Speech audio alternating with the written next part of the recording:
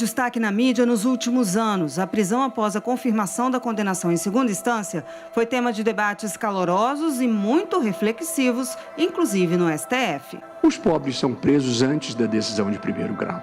Os pobres são presos em flagrante e lá permanecem até a condenação final. Devido processo legal não é o que não acaba nunca.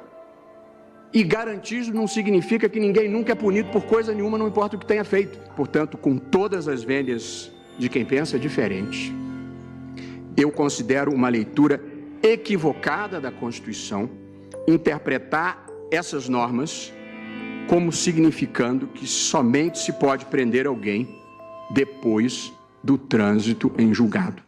O assunto é polêmico e divide opiniões até entre quem tem experiência na área. Muitos juristas questionam a prisão em segunda instância porque a Constituição prevê uma série de recursos antes que a pessoa passe a cumprir a pena. E para falar sobre esse assunto, nós estamos aqui com um advogado, professor, palestrante, referência em processo penal no Brasil todo, professor Nestor Távora.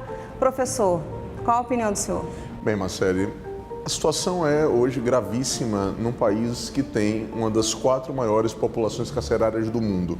É importante dizer que não só a estrutura de recursos existe, mas também um tratamento importante à luz de um princípio conhecido por muitos, que é o princípio da presunção de inocência.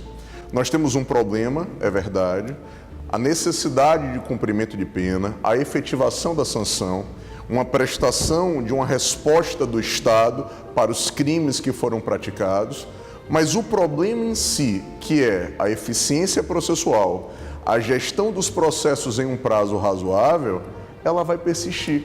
E quando não conseguirmos mais a nossa expectativa de eficiência com a prisão em segunda instância, vamos instituir a prisão em primeira instância?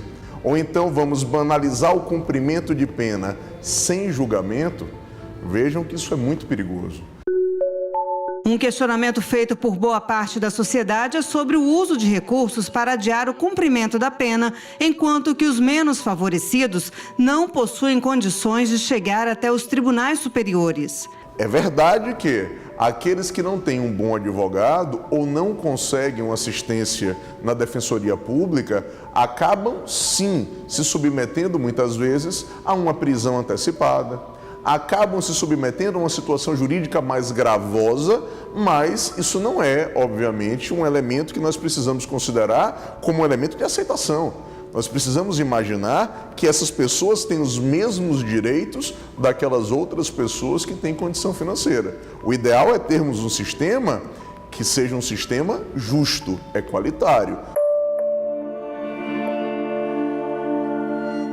E uma pergunta que muitos se fazem: as prisões da Operação Lava Jato, realizadas após confirmação em segunda instância, como a do ex-presidente Lula, foram legais? Segundo o atual entendimento do Supremo Tribunal Federal, que é o guardião da Constituição, as prisões em segunda instância estão legitimadas.